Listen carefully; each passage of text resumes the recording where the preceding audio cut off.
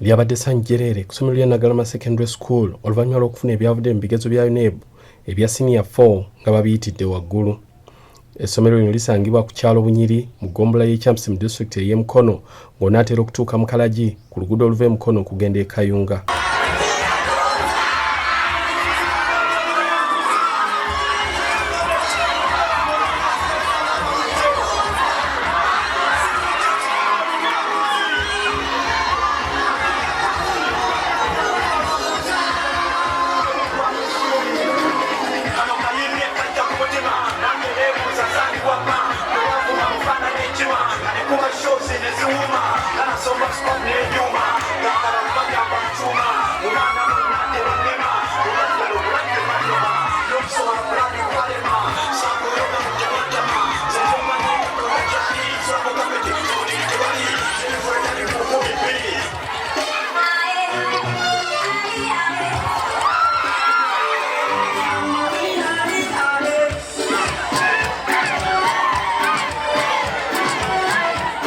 Bwe twatuukidde ku ssomero lino ng'omukulu w'essomero William Nyanja abayizi abateereddewo endongo ng'embeera eri mu mudu ya waggulu nnyo.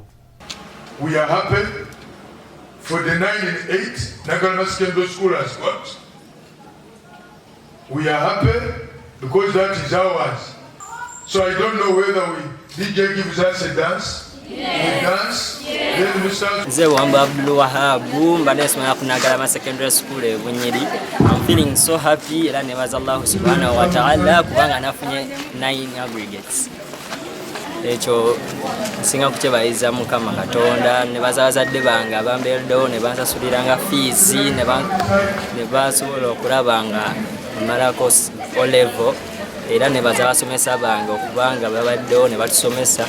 Mpulira essanyu lingi nnyo.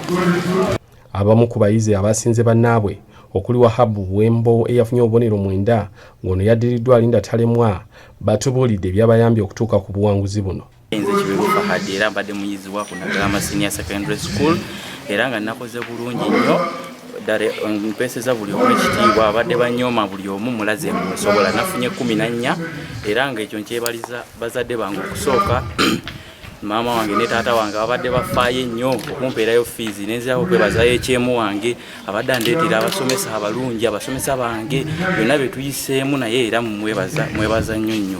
Nzika yango jjo musisi era nga nafunye aggregate 16 ekyo nkyebaliza Katonda ansonga kyekiruubirwa kyange kuva dda era mwebaza n'ekirala neyongera okwebaza abasomesa batubeereddewo n'abazadde ne Mukama Katonda nkwasizaako awamu bebaliza ddala. Amanya gange nze nsonga okuwanda era nga nebaza Mukama okubanga nsobodde okufuna second grade ya 38. Nebaza Mukama nebaza maama wange asobodde okumpeerera okuntuusa wano era nga akyampeerera. Omukulu w'essomero William Nyanja ayogedde ku buwanguzi bwe batuuseeko. Ono asabye abazadde okubeesiga babawa abaana babasomese kuba engeri gye baludde mu kisaawe ky'ebyenjigiriza buli kye bakola bakiyinamu obumanyirivu. Twatuuza abaana 15 tufuna first grade 17. Wanaffe yasinga tufuna 9. Ebibuuzo ebyo twabikola bulungi era tubeebaza okuwagira essomero ne tufuna performance ennungi gye mukoze n'abaana baffe gye bakoze.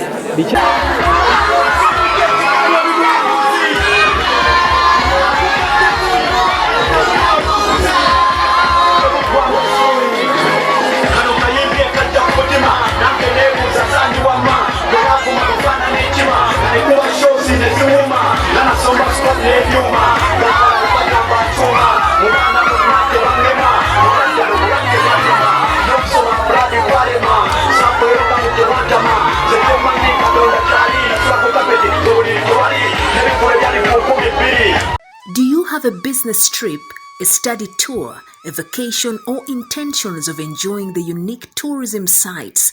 We introduce to you Buvuma Palm Resort in Buvuma Islands, a unique place to be for all your accommodation needs with spacious cottages, well suited in a good environment, overlooking a serene ecosystem with a rare view of Lake Victoria right from your bedroom.